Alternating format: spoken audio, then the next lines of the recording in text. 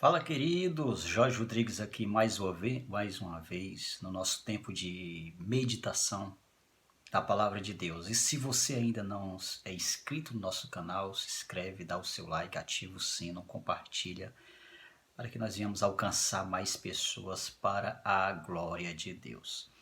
E eu quero falar com você algo muito importante, quero pensar com você hoje. Eu gosto muito de pensar naquilo que nós estamos vivendo, naquilo que nós estamos envolvidos, naquilo que nós estamos empenhados, naquilo que nós estamos realizando. Né? Sempre que nós temos o desafio de fazer um vídeo simples, meus vídeos são muito simples, não tem coisa demais, é um momento de pensar mesmo, de refletir, normal, natural, tá bom? E não tem como a gente tratar assuntos teológicos ou assuntos até filosóficos, quem sabe, fora do nosso contexto, fora daquilo que nós estamos vivendo. E nós, quando eu falo de nós, eu estou falando da nossa geração. Essa geração está vivendo um desafio muito grande, está vivendo um desafio assim, muito terrível, algo que nós nunca vivemos. Isso mesmo, algo que nós nunca vivemos, algo que nós nunca enfrentamos, que é esse período de isolamento social. E eu lembro, estava vendo num texto que o apóstolo João ele escreve, no capítulo 13, quando só o João vai fazer fazer o levantamento dessa história, ele vai estar ele deixando registrado o que é aquela atitude de Jesus no dia da ceia, dele tirar as suas vestes, pegar uma toalha, pegar uma bacia com água e lavar ali os pés dos discípulos. E é interessante porque quando Pedro ele percebe que Jesus vai lavar os pés dele, Pedro se posiciona e diz o seguinte: tu vai lavar os meus pés, Senhor?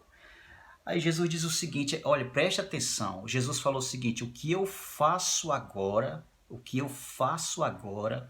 vocês não entendem, entenderão depois. Então, quando Jesus ele fala isso para o Pedro e para os demais, Pedro diz assim: não, jamais o Senhor vai lavar os meus pés, entendeu? Então, quando nós não estamos entendendo aquilo que está acontecendo, a gente tem a atitude de Pedro, a gente é precipitado no falar. A gente toma decisões assim, a gente sai chutando todo mundo, a gente sai tomando decisões precipitadas na vida. E presta atenção, e quando Jesus diz: Pedro, tem calma, Pedro, se eu não lavar o teu pé, você não tem parte comigo. Aí Pedro se precipita de novo: então, Senhor, me dá logo um banho. Jesus diz: calma, rapaz, não é assim também não.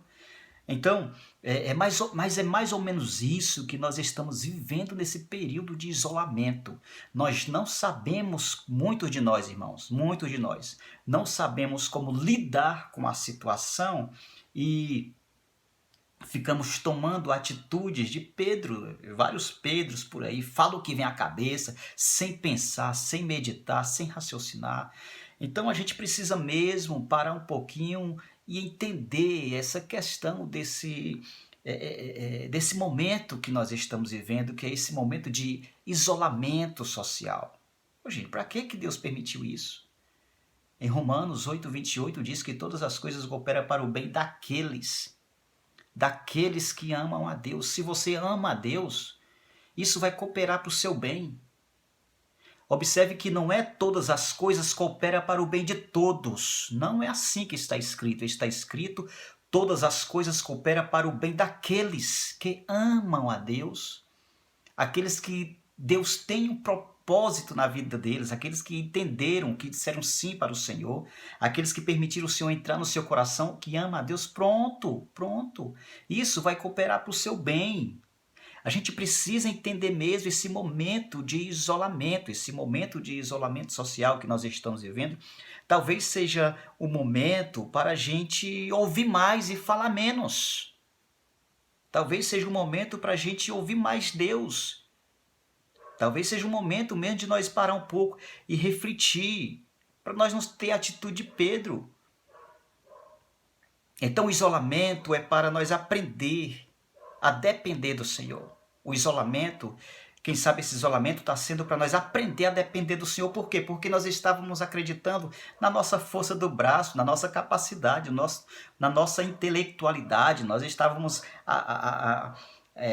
colocando fé no visível, no palpável. Então esse momento de isolamento é para nós aprender a depender de Deus. Então isso vai cooperar para o nosso bem, irmãos. Nós amamos a Deus, a não ser que você não ame a Deus. Se você não ama a Deus, você não está dentro desse pacote, que isso vai cooperar para o seu bem. Mas se você ama, há um propósito em tudo isso. Então o isolamento é para a gente aprender a gente entender que mesmo distante, a gente pode ajudar uns os outros. Presta atenção, como mesmo distante nós estamos conseguindo ajudar os irmãos que estão longe.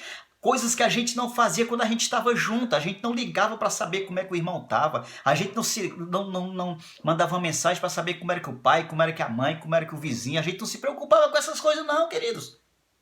Raramente, era raridade, agora não. Agora todo dia manda uma mensagem, agora todo dia quer saber como é que tá. Nem que seja por curiosidade, mas está lá fazendo, está lá cumprindo o propósito. Então esse isolamento é o momento da gente aprender mesmo a cuidar do outro. E Deus está mostrando para a gente que é possível.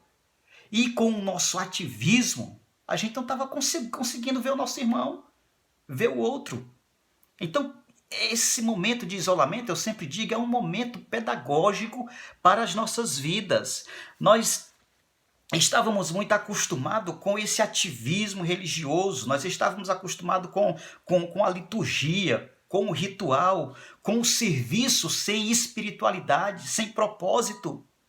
Então foi uma forma que Deus encontrou também para nos frear, E dentro desse acontecimento, é importante a gente refletir mesmo, porque a gente vê o desespero de algumas pessoas. Deixa eu dizer algo para você aqui, irmãos, que às vezes os nossos clamores, às vezes as nossas orações não é uma atitude de fé, é uma atitude de quem não tem fé. É igual os discípulos lá no barco, quando eles foram clamar a Jesus. Jesus se levantou, acalmou a tempestade e perguntou para eles: por que vocês estão clamando? Cadê a fé de vocês? Então, muitas das nossas orações não é porque tem fé, não. É porque não tem fé. É porque nós não estamos sabendo lidar com a situação. É porque nós não estamos sabendo lidar com o momento. Então, a gente fica nesse chafudo, nessa coisa, para ver se Deus vem salvar a gente dessa situação. Que tal pedir direção para Deus? Nós estamos precisando de pedir a Deus direção, discernimento, sabedoria para saber lidar com esse nosso isolamento, irmãos. Ou então, a gente não está aproveitando, deixa eu dizer uma coisa para nós, irmãos. Esse isolamento, esse momento de isolamento, talvez seja uma oportunidade que essa geração nunca teve. Eu vou repetir, esse momento de isolamento talvez seja uma oportunidade que essa geração nunca teve. Nunca. Uma oportunidade de buscar mais Deus, uma oportunidade de ser mais crente, mais gente, mais ser humano, mais verdadeiro. Ver mesmo quanto nós somos limitados. Esse isolamento, ele é esse tempo para nós aprender tudo isso. Outra coisa, e esse povo, a Bíblia diz, esse povo que se chama pelo meu nome, não é o povo que fica gritando por Deus na hora do aperto, não. Esse povo que se chama pelo meu nome, sabe quem é? É o povo que me representa na terra. Deus está dizendo, é isso, não é qualquer povo não, filho.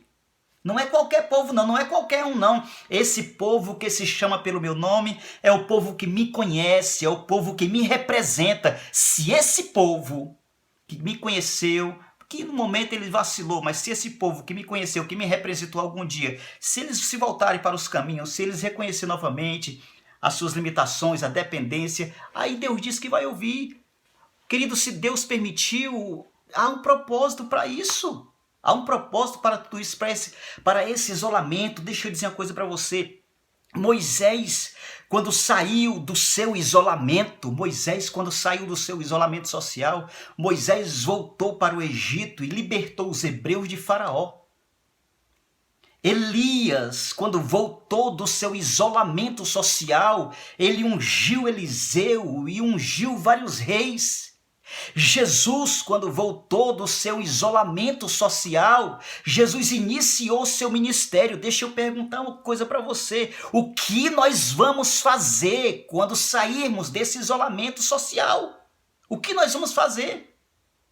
Porque o Moisés encontrou o propósito, Elias encontrou o propósito e Jesus viveu o propósito depois do seu isolamento social. O que nós vamos fazer? Vamos construir aquilo que foi destruído? Nós vamos reconstruir aquilo que foi destruído? Porque os fundamentos não foram fundamentados em Deus? Nós vamos insistir no erro? Ou nós vamos aproveitar esse momento para dizer assim, eu quero começar direito?